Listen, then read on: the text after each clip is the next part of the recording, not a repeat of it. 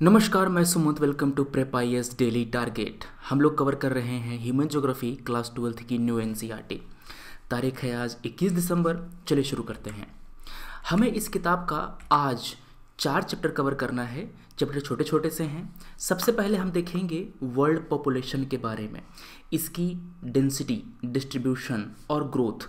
किस तरह से हमारी दुनिया का जो पॉपुलेशन है वो बढ़ रहा है, किस किस एरिया में पॉपुलेशन की डेंसिटी ज़्यादा है, कहाँ पर कम है, और पॉपुलेशन किस एरिया में ज़्यादा बसा हुआ है, किस एरिया में कम बसा हुआ है। जैसे कि हम देखते हैं कि जो भी रग्ड टेरेन है, जो भी डिफ़िकल्ट एरियाज़ हैं जहाँ पर रहना मुश्किल है, वहाँ पर पॉपुलेशन थोड़ा सा रेयर है, मतलब कि कम लोग वहाँ पर रहते हैं, जैसे कि माउंटेनियस रीजन।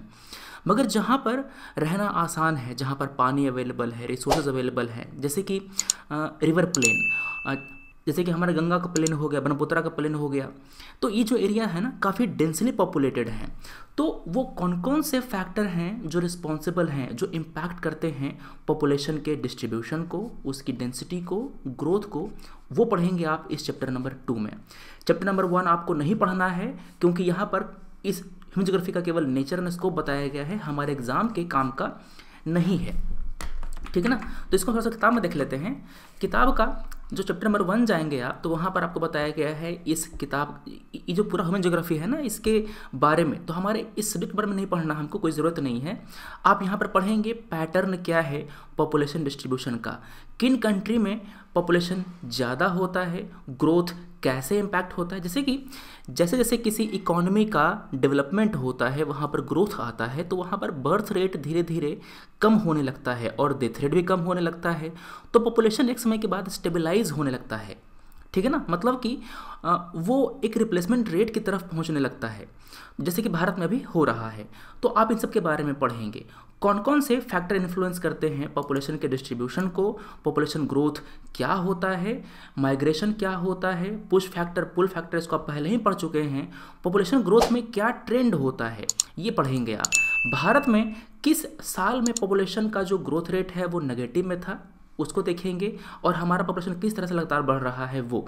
आखिर में आपको कुछ सवाल मिलेंगे, जैसे कि कह रहा है कि बर्थ रेट और डेथ रेट में क्या अंतर है, पुश फैक्टर और पुल फैक्टर ऑफ माइग्रेशन में क्या अंतर है, ये बता देंगे। इसके बाद वो कौन कौन से फैक्टर हैं जो इन्फ्लुएंस करते हैं distribution and density of population in the world.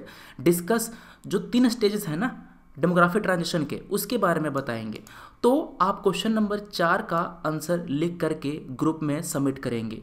Telegram group का लिंक आपको डिस्क्रिप्शन में दे दिया गया है, इन दोनों को लिख करके सबमिट कीजिए। उसके बाद आती है बात पॉपुलेशन कंपोजिशन की। हमारा जो पॉपुलेशन है उसमें मेल कितने हैं, फीमेल कितने हैं, सेक्स रेशियो क्या होता है, जो एज सेक्स पिरामिड है वो कैसे बनता है, कैसे इसको पढ़ते हैं, एनालाइज करते हैं, वो देखेंगे हम इस चैप्टर में। क्लियर है। रूरल अर्बन कंपोजिशन, मतलब कि रूरल एरिया में कितने मेल फीमेल हैं, कितने यंग और ओल्ड एज पीपल हैं, वो देखेंगे। देखो क्या चैप्टर केवल 4 पेज का है, 1, 2, 3 और 4। चौथा पेज भी केवल डायग्राम से भरा हुआ है। तो चैप्टर चारों छोटे छोटे से हैं, तो पढ़ने में कोई दिक्कत नहीं होगी आपको। 3 घंटे के भीतर आप आराम से इसको कवर कर लेंगे। इस चैप्टर में 2 सवाल दिया गया है। सवाल कह रहा है describe the rural urban composition of the population.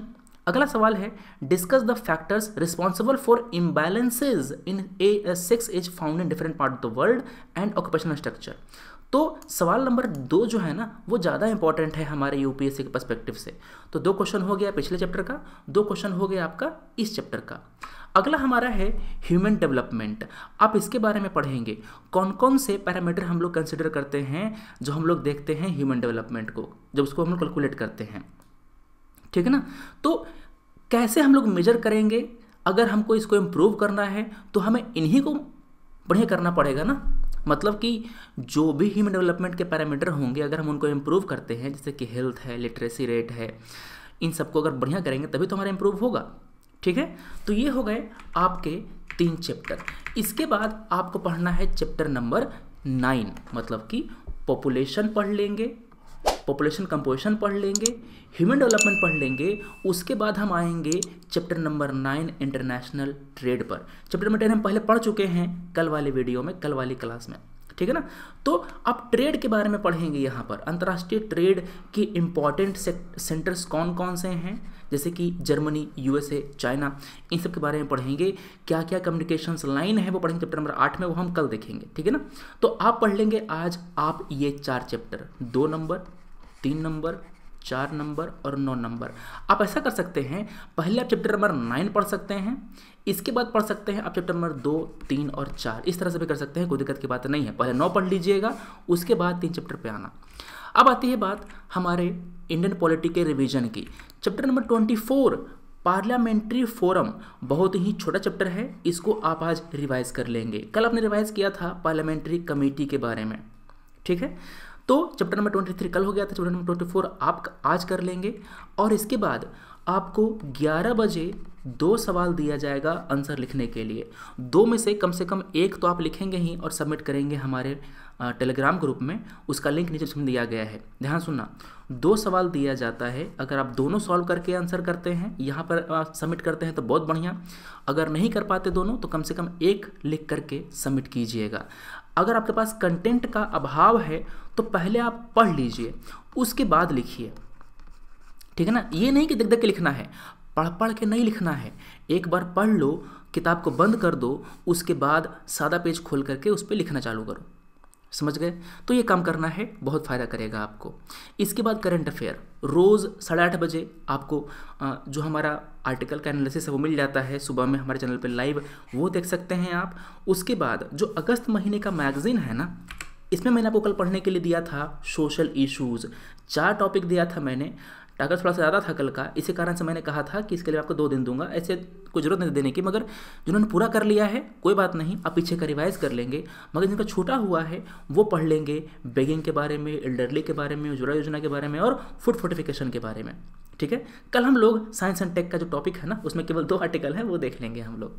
चलो अब आती है बात ऑप्शनल की, समय बच जाए तो ऑप्शनल अपना पूरा कर लेना है, ठीक है। चलो हम मिलते हैं अपने अगले वीडियो में। Thanks for watching, take care, जय हिंद।